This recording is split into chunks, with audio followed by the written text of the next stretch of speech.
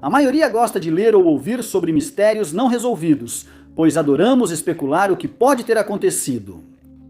Alguns desses casos são tão estranhos que é difícil acreditar, e mesmo assim são confirmados como verdadeiros, o que os torna ainda mais intrigantes.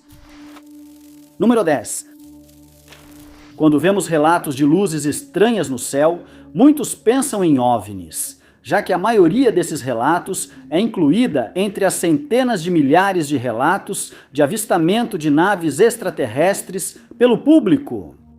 Mas muitos outros mistérios envolvem avistamentos de luzes inexplicáveis, sendo um deles o caso das luzes de Alaya. Este mistério secular foi relatado primeiro por pescadores em Bengala Ocidental, Índia. Mas essas luzes ainda são vistas ocasionalmente hoje em dia, e nunca foi encontrada uma explicação definitiva. Nos tempos modernos, pescadores que passam muito tempo nos pântanos e brejos da região relataram encontros com o fenômeno e, com o tempo, os moradores dessas áreas começaram a acreditar que as luzes são responsáveis pelas tragédias que aconteceram ali. Muitas testemunhas afirmaram que primeiro avistaram uma pequena bola de luz tremeluzente à distância e, à medida que se aproximavam, toda a área parecia ser iluminada por um estranho brilho hipnótico e começaram a se sentir hipnotizados por ele.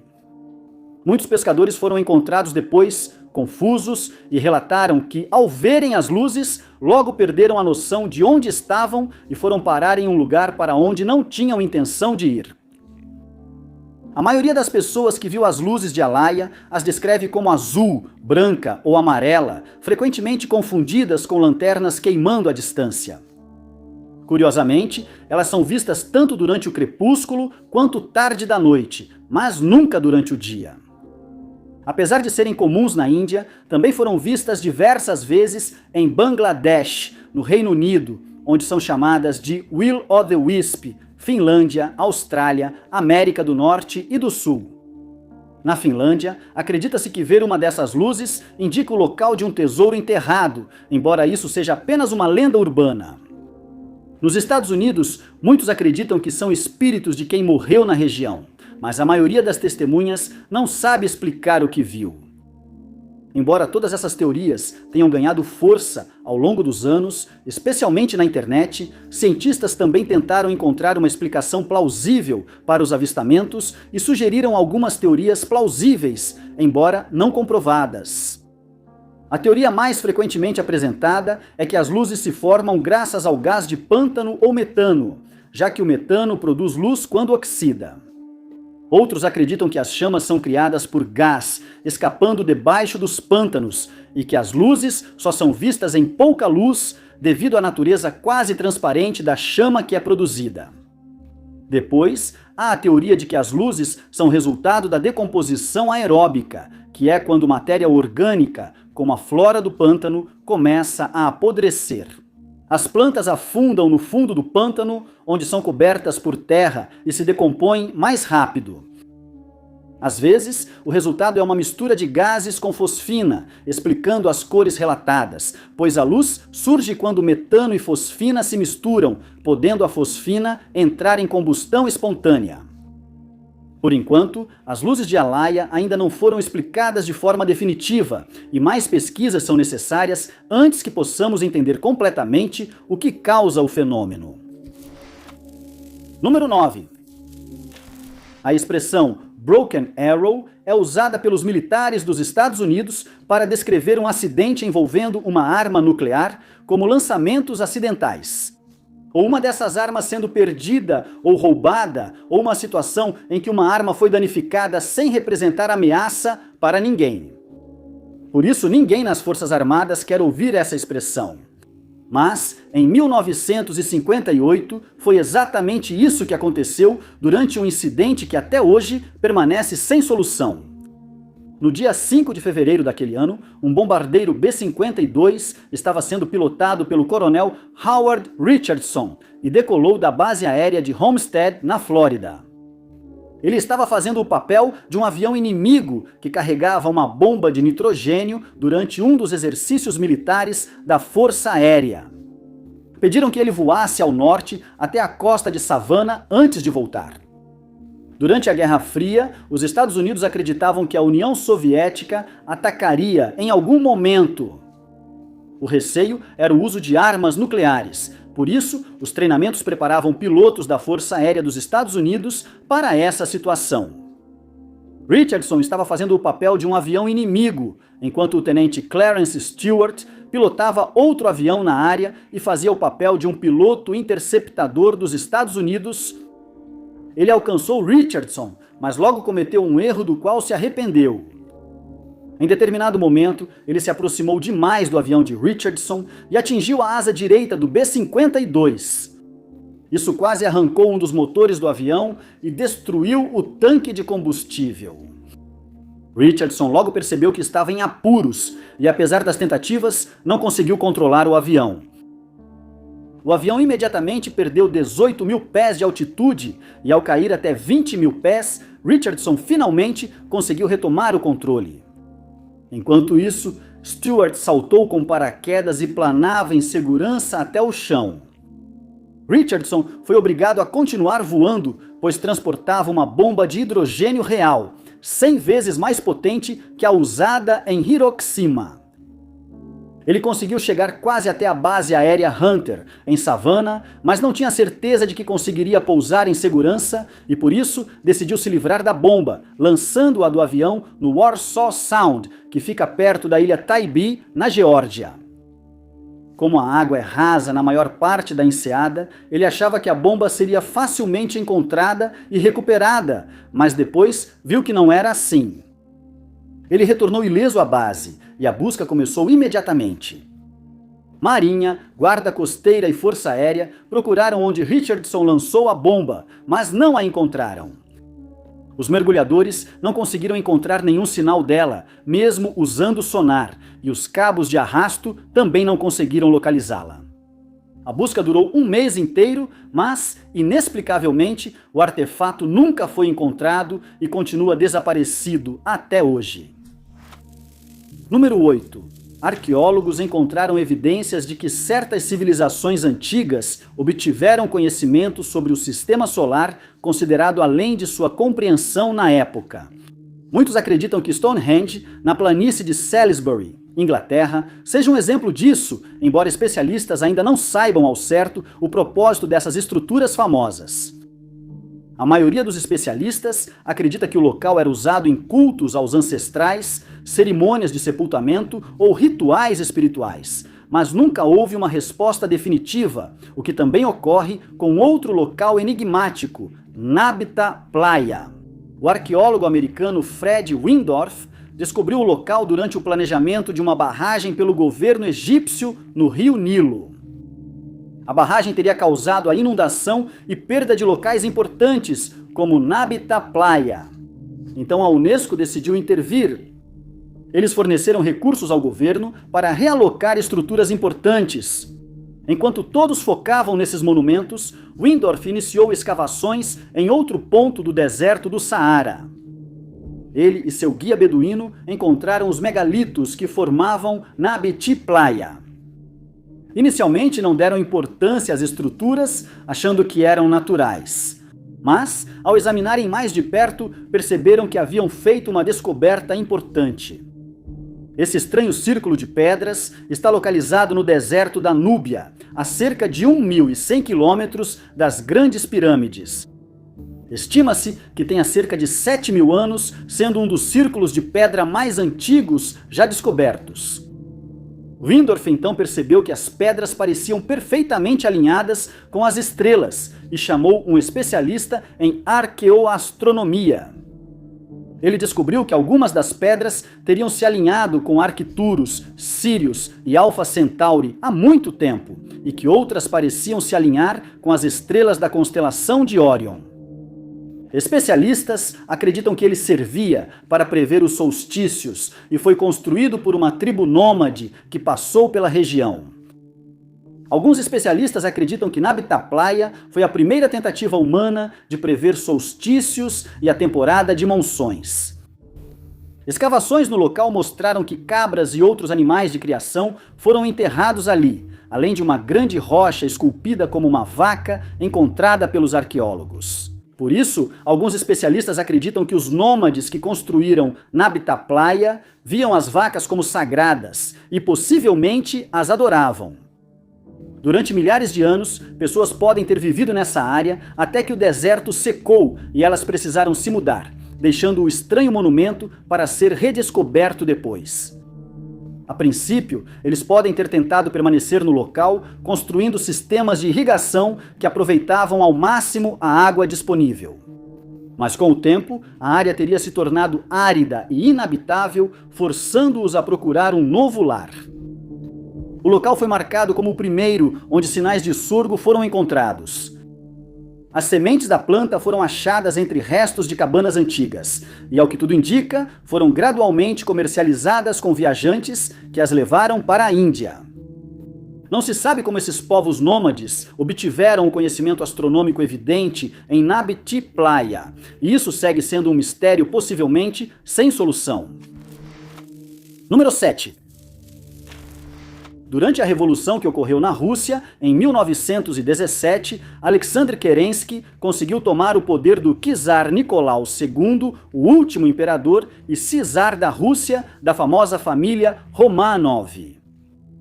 Após isso, Kerensky ordenou que o czar, sua esposa e filhos fossem presos no Palácio de Alexandre, após tentar enviá-los à Inglaterra, onde o rei Jorge V recusou sua entrada.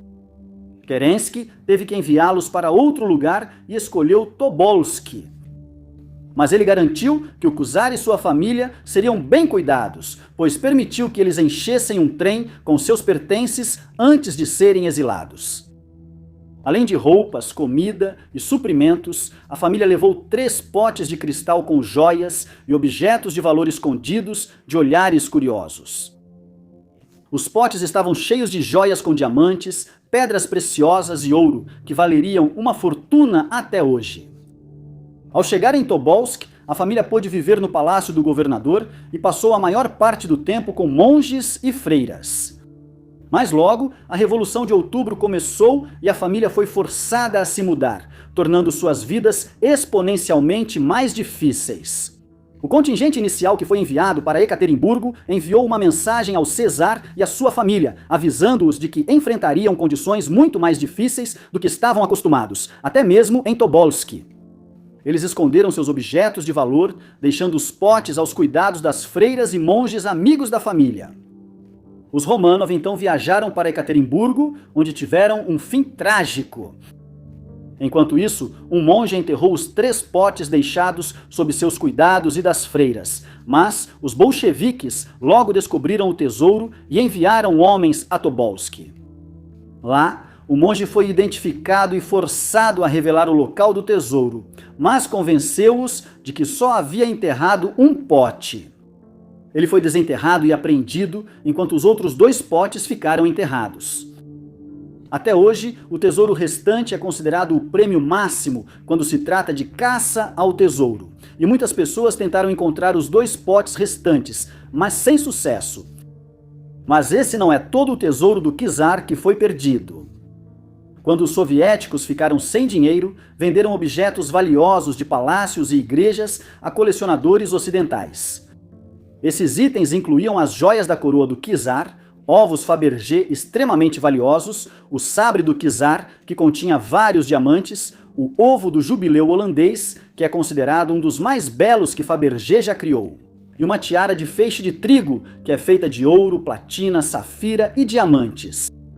O tesouro perdido inclui muito ouro que teria afundado no lago Baikal quando o trem que o levava descarrilou e atravessou o gelo, desaparecendo para sempre. Acredita-se que só o ouro vale a cerca de 50 bilhões de dólares atualmente. Hoje, é fácil entender por que esse mistério ainda intriga caçadores de tesouros que nunca conseguiram encontrá-lo. Número 6. Os moradores de Amherst, na Nova Escócia, Canadá, estão muito familiarizados com o caso de Esther Cox, que em 1878 começou a vivenciar fenômenos estranhos em sua casa. O caso dela virou sensação na mídia e originou um festival realizado em Amherst todo outubro. Na época, Esther tinha 18 anos e numa noite daquele ano, ela e um homem chamado Bob McNeil decidiram passar um tempo juntos. Eles entraram numa carruagem e foram até o pântano de Tantramar, onde as coisas pioraram. Segundo a maioria das fontes, McNeil decidiu roubar Esther em algum momento. Algumas fontes dizem que ele a atacou, mas, de todo modo, fugiu de Amherst no dia seguinte e nunca mais voltou. Muitas pessoas acreditam que esse trauma foi o que causou os eventos inexplicáveis que começaram a ocorrer na vida de Esther. Numa noite, enquanto Esther estava sozinha no quarto, uma caixa cheia de tecidos que ela guardava debaixo da cama começou a se mover sozinha. Ela saiu debaixo da cama e, de repente, voou para o alto sem explicação. Compreensivelmente, ela resolveu pedir ajuda. As coisas só pioraram quando, certa noite, ela teve algo parecido com uma convulsão, o que fez seu corpo inchar, e ela procurou médicos e padres. Todos eles mais tarde relataram que haviam presenciado alguns eventos muito estranhos que não conseguiam explicar. Pratos voavam pela cozinha sozinhos. Os travesseiros na cama de Esther se moviam sozinhos e sons de batidas vinham do telhado, do porão e das paredes da casa. Após a divulgação dos acontecimentos nos jornais locais, moradores passaram a se reunir na casa de Esther esperando presenciar os fenômenos. Um ator chamado Walter Hubble soube dos acontecimentos e decidiu investigar. Ele achava que era uma farsa de Esther para enganar a cidade e decidiu provar que ela era uma fraude. Mas, quando percebeu que estava errado, pensou em uma maneira de ganhar dinheiro fácil. Ele e Esther viajaram por New Brunswick, onde ela era apresentada como atração de curiosidades, piorando ainda mais seu estado mental. Ela voltou para casa sob cuidados médicos constantes, e ao menos um deles achava que Esther inventava tudo. Ele achava que se ela fosse punida fisicamente, os eventos estranhos cessariam imediatamente. Dentro de casa, as coisas só pioraram. A cama de Esther começava a tremer, e em várias ocasiões ela relatou acordar e se encontrar flutuando acima da cama. Depois, pequenos incêndios surgiram pela casa e fósforos acendiam sozinhos, mesmo sem ninguém por perto. Pessoas ouviram vozes zombeteiras do nada, e Esther resolveu sair de casa por um tempo. Ela foi para a casa de amigos que moravam perto, mas logo os mesmos acontecimentos começaram lá também. Começaram a surgir incêndios, objetos se moviam sozinhos e numa noite o celeiro da família pegou fogo. Esther foi presa, pois suspeitavam que ela havia cometido incêndio criminoso, mas logo foi solta, já que não havia provas de sua culpa. Ela voltou para casa e cerca de um ano após o início da atividade, começou a desaparecer. No final de 1879, tudo havia voltado ao normal depois que Esther se recuperou de um quadro de difteria, e seu caso nunca foi explicado. Número 5. O mistério do tesouro da mina Sublette começou com o general Alou Wallace, que serviu como governador do território do Novo México de 1878 a 1881. O presidente Hayes pediu que ele fosse a Santa Fé para reivindicar o território após a Guerra do Condado de Lincoln. Enquanto estava lá, ele disse ter encontrado um documento no Palácio de Santa Fé que falava de uma rota para uma mina mostrada a espanhóis por uma tribo nativa nos anos 1600. Dizia-se que a mina guardava uma fortuna em ouro, mas, segundo a lenda, só os espanhóis sabiam sua localização e todos morreram lutando contra uma tribo local. Apesar de não revelar o local exato, o documento dizia que a mina estaria em outro ponto das montanhas de Guadalupe. Durante os anos 1900, muitas pessoas na região começaram a procurar a mina, mas nenhuma teve sucesso. O chefe Apache, Jerônimo, confirmou a existência da mina, afirmando que provavelmente era a mina de ouro mais rica do mundo ocidental. Em uma ocasião, uma família que havia se mudado para um rancho perto das montanhas encontrou um membro da tribo Apache que estava parado ao lado de um poço de água. Assim que os avistou, ele montou em seu cavalo e fugiu. Ao investigar, a família encontrou uma pepita de ouro ao lado da aguada. O incidente só reforçou o boato da mina, atraindo ainda mais pessoas em busca dela. Um dos homens que se juntou à busca foi Ben Sublett. Ele vinha garimpando no oeste há muitos anos, depois que sua esposa faleceu e seus esforços para sustentar o restante da família haviam fracassado. No começo, ele não encontrou nada nas montanhas e acabou se mudando para Odessa, no Texas. Aqui, ele foi ridicularizado no começo, pois estava sempre à procura da mina, mas então sua sorte mudou de repente. Uma noite, ele voltou para a cidade e anunciou que pagaria uma rodada para todos no bar local. Testemunhas afirmaram que a partir daquele dia, ele sempre tinha ouro com ele, e sempre que começava a ficar sem, desaparecia nas montanhas por alguns dias, apenas para voltar com um novo lote de ouro. Cada vez, ele carregava cerca de $1.000 em ouro, o que era uma pequena fortuna naquela época. A maioria das pessoas precisaria trabalhar por 3 anos inteiros para ganhar essa quantia, mas Sublett conseguia isso em apenas alguns dias. Em várias ocasiões, as pessoas tentaram segui-lo até seu local secreto, mas ele sempre conseguia despistá-las de alguma forma, só para reaparecer na cidade alguns dias depois. Sugeriu-se que em viagens longas de 1 ou 2 meses, ele buscava ouro e depois enterrava o tesouro perto da cidade. Sempre que ficava sem dinheiro, ele visitava o esconderijo e quando começava-se a ficar pouco, simplesmente pegava mais da mina novamente. Certa vez, um banqueiro contratou alguém para seguir Sublett e descobrir onde seu ouro estava, mas o homem não conseguiu acompanhá-lo.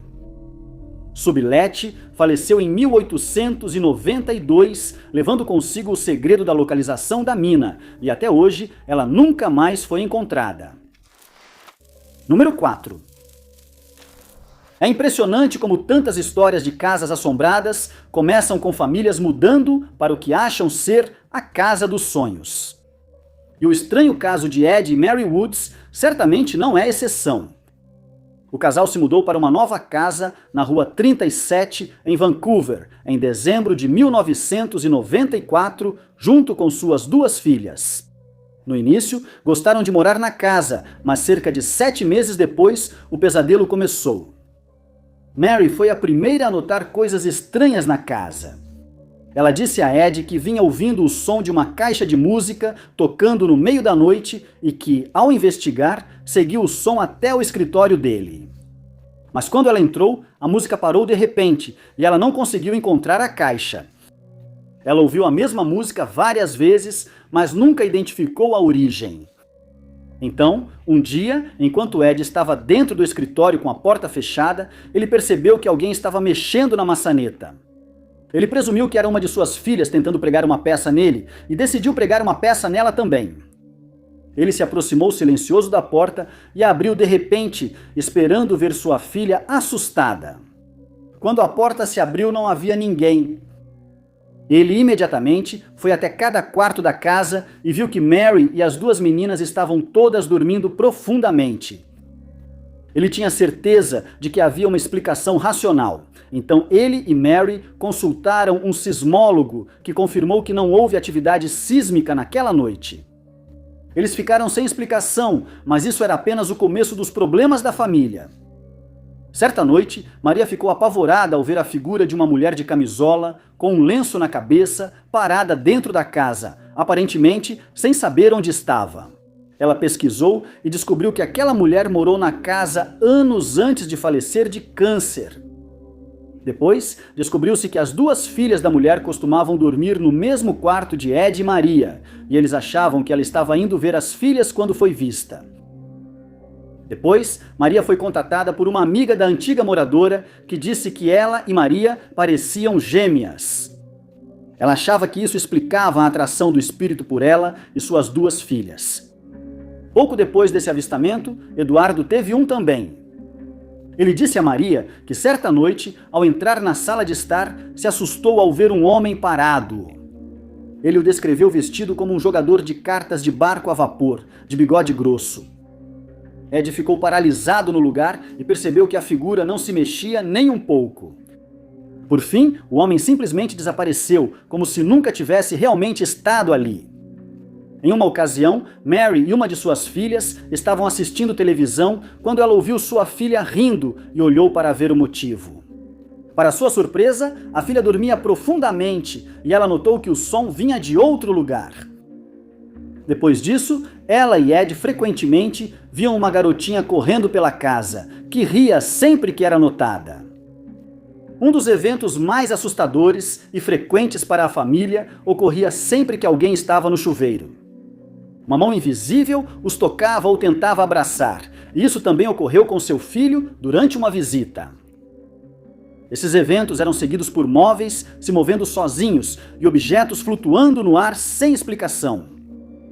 Um especialista em fenômenos paranormais investigou a propriedade e concluiu que não havia explicação natural para esses eventos, e eles nunca foram explicados.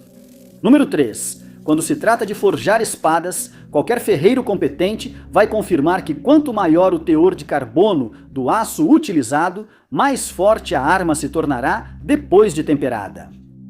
Hoje, esse tipo de aço é comum e a maioria das espadas de qualidade usa materiais de alto carbono.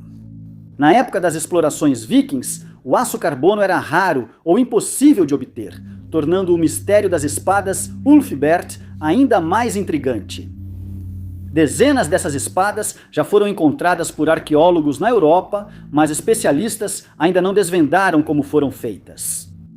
O aço usado para forjar as lâminas é de excelente qualidade, o que não deveria ter sido possível na época. Cada uma das armas é marcada com a marca Ulfbert, junto com 2 cruzes. E embora muitas falsificações tenham sido feitas, um verdadeiro especialista pode facilmente distinguir entre a peça autêntica e uma falsificação. Por algum tempo, acreditou-se que as armas foram forjadas em algum lugar da Ásia ou do Oriente Médio, mas a composição do aço sugere que ele foi obtido em algum lugar da Europa Central.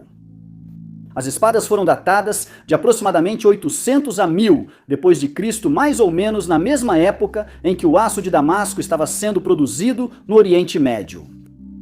Apesar de ambos os aços serem ricos em carbono, acredita-se que seus fabricantes nunca trocaram informações ou se encontraram. Em comparação com outras lâminas da época, as espadas Ulfbert têm cerca de 3 vezes mais carbono que a média. Elas também são muito mais leves do que as espadas normais daquela época e teriam dado vantagem a qualquer um na batalha, desde que fossem treinados para manejá-las corretamente. Além disso, a ausência de escória ou impurezas nas espadas Ulfbert deixou os historiadores perplexos.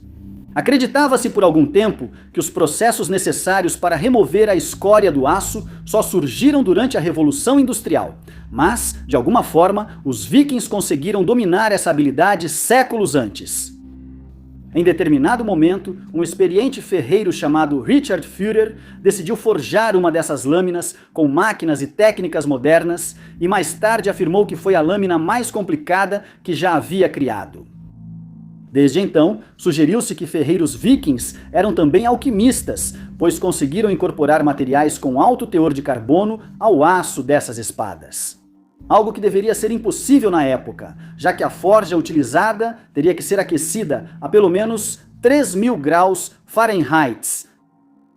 Uma vez que o material se unia em nível molecular durante a forja, nanotubos de carboneto se formavam, tornando as espadas mais fortes do que quaisquer outras da época, graças ao carbono que havia sido introduzido. Agora é certo que o aço usado para fazer as espadas, Ulfbert, não foi obtido do Oriente, já que foi encontrado manganês nelas e as guardas foram feitas de ferro contendo arsênico. Acredita-se que vieram de outro lugar da Europa. Sugeriu-se que essas forjas ficavam na região de Taunus, Alemanha. E sabe-se que os monges que viviam naquela área na época também produziam lâminas, mas seus registros não fazem menção às espadas Ulfbert, e o mistério de como elas foram produzidas permanece sem solução. Número 2. Hoje em dia, nós nem pensamos 2 vezes nas lâmpadas até precisarmos trocar uma, e elas são um item comum em nosso dia a dia. Mas há 2000 anos, uma invenção dessas nunca tinha sequer passado pela cabeça de ninguém, ou pelo menos era o que se pensava, até a descoberta do mural de Dendera. O complexo de Dendera está situado a cerca de 65 quilômetros de Luxor, no Egito, e ainda é um dos sítios sagrados do Egito Antigo mais bem preservados já descobertos. Seu templo foi construído durante os períodos ptolomaico e romano em homenagem a Hathor, a deusa da fertilidade, maternidade, alegria, música e beleza. Sob este templo, os arqueólogos descobriram 3 relevos em pedra, um dos quais contém uma imagem de algo que ninguém conseguiu explicar até hoje. A imagem é notavelmente semelhante a uma lâmpada moderna, ou pelo menos a uma versão primitiva de uma, o que deixou os historiadores perplexos. Dentro da lâmpada, vê-se a imagem de uma cobra descendo até uma flor de lótus, posicionada no lugar do soquete de uma lâmpada moderna. Ela também contém a representação de um pequeno fio sobre o qual o deus do ar é visto ajoelhado. As figuras de cobras estão conectadas a um pilar dígede de 2 braços, que está situado ao lado da lâmpada, e o mural também contém a imagem de um babuíno empunhando 2 lâminas. Alguns especialistas acham que as cobras simbolizam o filamento da lâmpada, e o pilar seria seu isolante. Quanto ao babuíno, acredita-se que ele serve ao mesmo propósito que os sinais de advertência modernos, avisando a qualquer um que visse o mural que poderia se ferir gravemente, ou pior, caso tocasse ou operasse o dispositivo de forma descuidada. Acredita-se também que o mural exigiu preparativos especiais antes de ser esculpido e não foi apenas criado no templo. O restante do edifício é feito de arenito, mas um grande bloco de calcário foi especificamente instalado antes que o mural fosse esculpido nele, levando arqueólogos e especialistas a acreditarem que a lâmpada tinha algum tipo de conotação religiosa. No pilar Zed, símbolo de estabilidade, resistência e ressurreição de Osíris, pesquisadores acharam inscrições que significam resistência e estabilidade. Apesar de conhecermos o significado dessas palavras, a origem da coluna permanece um mistério. Apesar de parecer improvável que antigos egípcios usassem lâmpadas há milênios, muitos especialistas sugerem que sacerdotes realizavam rituais capazes de produzir luz. Historiadores acreditam que o mural não pretendia retratar uma lâmpada, mas outros veem semelhanças precisas demais para serem coincidência. Eles sugerem que os antigos egípcios, de alguma forma, chegaram por acaso ao segredo da luz artificial e que esse conhecimento acabou se perdendo com o tempo. Número 1. A vida de um faroleiro no início do século XX era muito diferente de hoje, especialmente quando o farol ficava em alto mar, como era o caso do farol de Eilean Mor, que fica nas Ilhas Flannan, na Escócia. Naquele tempo, o farol tinha 3 faroleiros simultaneamente. Eles viajavam para a ilha em sistema de rodízio e permaneciam lá por 6 semanas antes de serem substituídos. E então aproveitavam 2 semanas de folga antes de retornarem para o próximo longo turno. O mistério de Eilean Mor começou em 26 de dezembro de 1900, quando o capitão James Harvey e sua tripulação viajaram para a ilha com o faroleiro substituto chamado Joseph Moore. Deveriam deixá-lo lá enquanto buscavam um dos 3 faroleiros que já havia terminado o turno. Antes de partir, Harvey já começava a se sentir inquieto. De longe, o farol parecia abandonado e ele não via ninguém aguardando na costa da ilha, como de costume. Quando chegaram, Harvey tocou a buzina para chamar o faroleiro, mas ninguém apareceu. Ele mandou Moore remar até a ilha e relatar o que encontrasse. Assim que chegou em terra firme, ele teve que subir uma longa escadaria de pedra para chegar à base do farol, algo que já havia feito em várias ocasiões antes. Mas ele diria que, desta vez, tudo parecia diferente. Assim que começou a subir os degraus, foi tomado por uma sensação de pavor e, ao chegar ao prédio, ficou surpreso ao encontrar a porta destrancada. Ele entrou no saguão e notou que os casacos de oleado dos 3 faroleiros não estavam no lugar habitual. Na cozinha, ele encontrou uma cadeira caída de lado e uma refeição que havia sido apenas parcialmente comida. Para ele, parecia que alguém jantava, mas se levantou de repente por motivo desconhecido, derrubando a cadeira. Ele se surpreendeu ao notar que o relógio da cozinha não funcionava mais, o que era estranho, pois os faroleiros precisavam dele para saber há quanto tempo estavam lá. O farol foi revistado, mas não encontraram sinais dos 3 homens. Moore relatou isso a Harvey, que então ordenou que toda a ilha fosse revistada. Sua tripulação examinou toda a ilha, mas não achou sinal dos homens desaparecidos. Harvey relatou o incidente à sede do Conselho de Faróis do Norte por telegrama, afirmando que os 3 faroleiros estavam desaparecidos há cerca de 2 semanas. Ele disse que eles provavelmente enfrentaram uma grande tempestade e foram levados da ilha para o mar, nunca mais vistos, ou sofreram um acidente ao tentar prender um guindaste nos penhascos. Ele ordenou que 3 homens, incluindo Moore, ficassem na ilha e mantivessem a luz acesa até a chegada de Robert Muirhead, chefe do Conselho de Faróis do Norte. Ele já conhecia os 3 homens, pois os recrutou pessoalmente. Ele achou um registro sobre ventos fortes inéditos na ilha. Também dizia que o faroleiro-chefe estava incomumente quieto e seu assistente chorou. Nada disso jamais foi explicado e o mistério de Eileen Moore nunca foi resolvido. Muito obrigado por assistirem. Se você gostou deste vídeo, não se esqueça de clicar no botão de curtir. Além disso, não se esqueça de se inscrever e clicar no sininho para ficar por dentro de todos os nossos próximos vídeos. Mas meu nome é Top 5 Unknowns e eu vejo vocês no próximo.